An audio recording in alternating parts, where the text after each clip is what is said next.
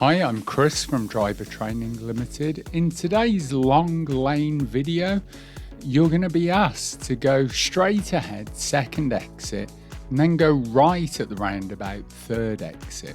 The first thing you need to do is recognise you're going from a 50 into a 40, and that will come out in a bit. So straight ahead, second exit, there's two ways to do that. The first is to stay in the left lane, and we know then we follow it round once we're past exit number 1. Now as we come off at exit number 2, we need to check those mirrors and put a signal on and move over. If you leave it too long, the danger is you'll have vehicles at the side of you and then have to decide what to do. The second way you can use on approach to this roundabout is by looking at the road markings. Now, as we look at the road markings, we can see that it does say you can go straight ahead from the right lane. So to make it a bit easier, if you see them in good time, you can stay in the right-hand lane and then follow it round.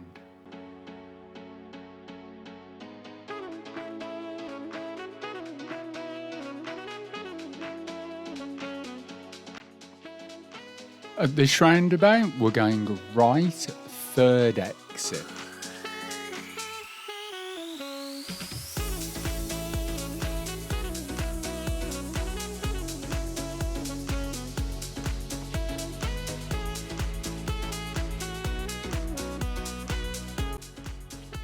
Now as we come off, remember it is still 40 miles an hour, like we saw from the sign earlier.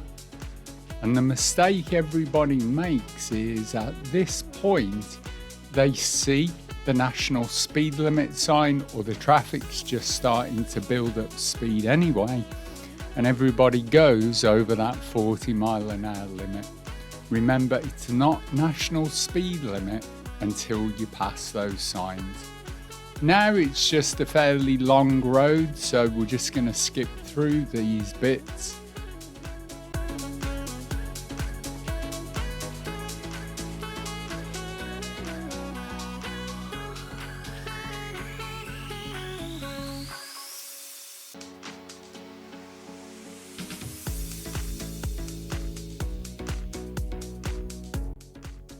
Now as we're coming into long lane, you're going to be asked to take the next road on the left, and this is the bit that catches everyone out to begin with, because remember at this point we need to be looking for where that road is.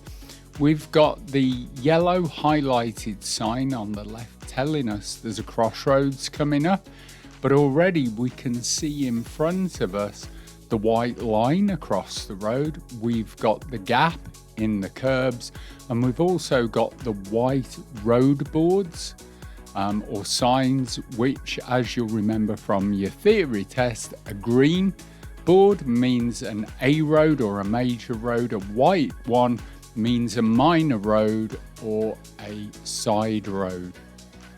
So we know this is where our road is.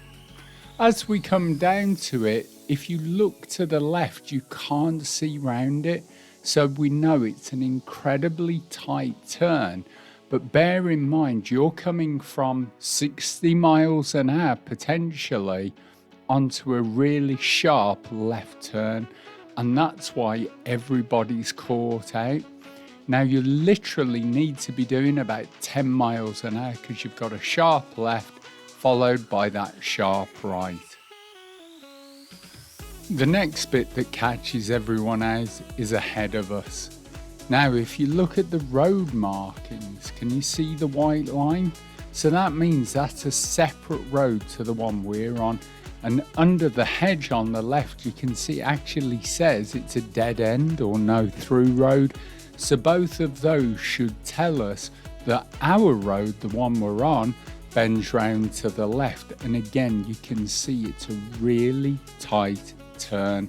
So again you need to go dead slow because you will face traffic coming that way, as you can see from the white van, and it can be buses or even tractors.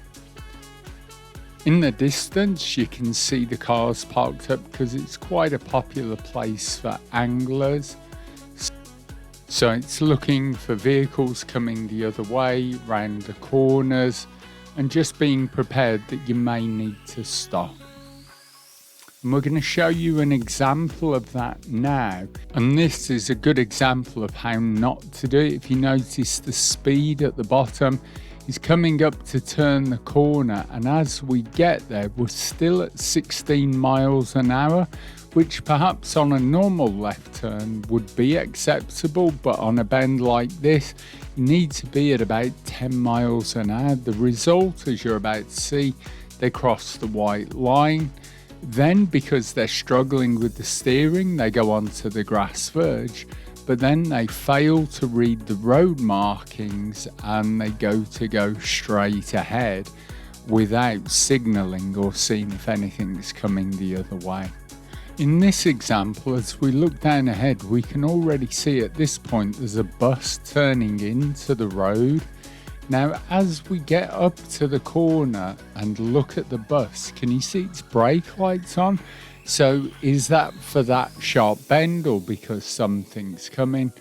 Now, as we look down, we can see it's actually because there's a tractor coming the other way. So at this point, it's better to stop, let them pass each other, because the trailer of the tractor will take a lot more time to straighten up behind it.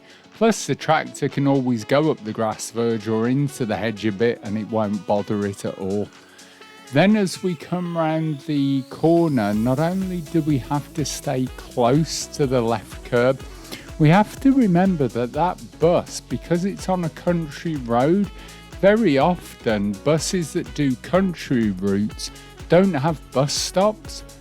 They sometimes just tend to stop where passengers need to get on or get off, and this is what happens here. You can see the bus braking. Now, we can't go round. One, we don't have the space. Two, we can't see what's coming. And also, he pulled up without signalling, so might well pull off without signalling, which indeed was the case. So it's always thinking, what if? What if there is something coming? What if we can't get past? Again, knowing the bus has already stopped, it could stop again at any point. We can see it braking, so we're thinking, is this to let someone on, let somebody off, or is it traffic? In this case, it is to let the vehicles pass, and then the bus carries on.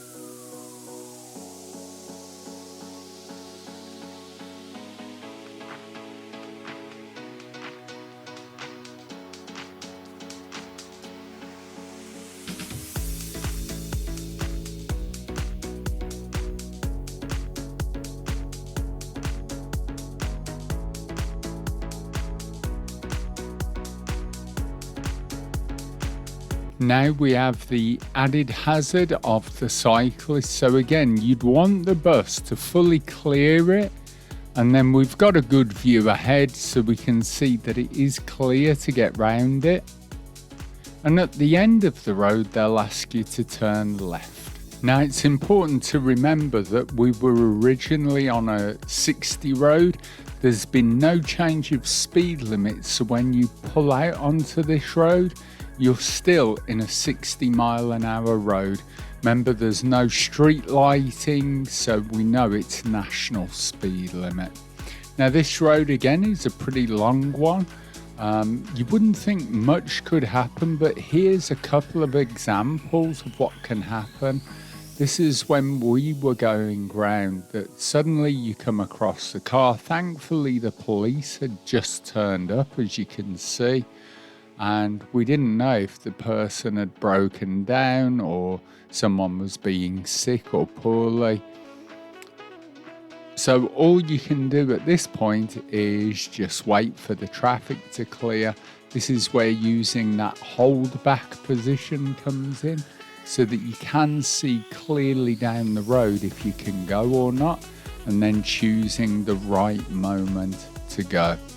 So what we did was a circuit of the route that we've just done on the video, and we came back to this point, and then suddenly there's a queue of traffic, but right in the front you could see the blue lights flashing.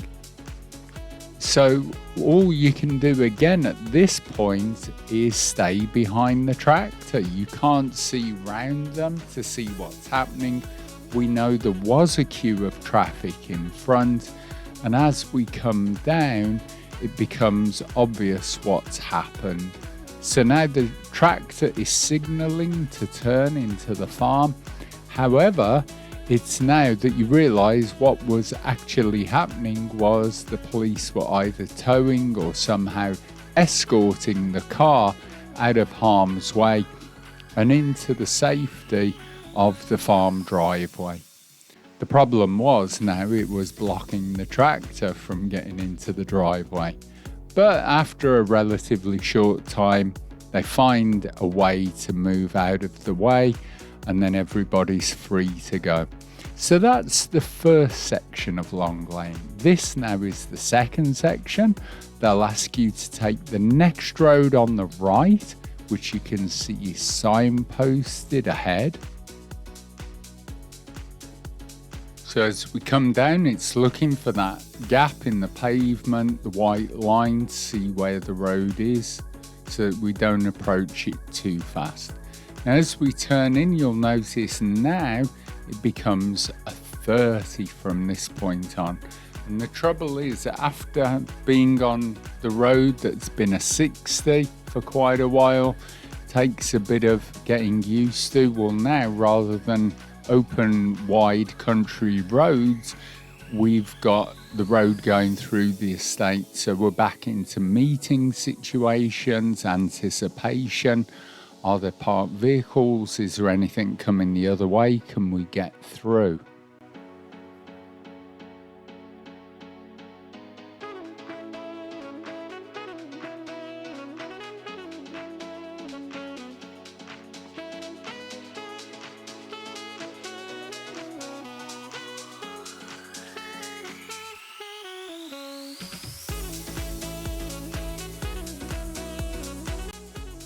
Now, as we come down at the end of the road, they're going to ask you to turn left, but pay attention to the learner car in front.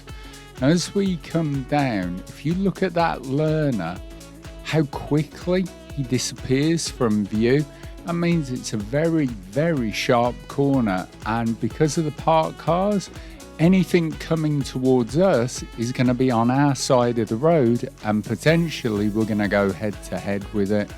So you have to come up to the line, stop, look right, left, right, then decide whether it's safe to go. Because as you can see with this red car pulling out, if he'd have been 5 seconds earlier, we'd have met him on that bend. Now with more parked vehicles, you've got to look down and think, is anything coming towards me? Is it better to stop before we get to the cars? Because as you can see in this instance, there's no gaps for them to pull into.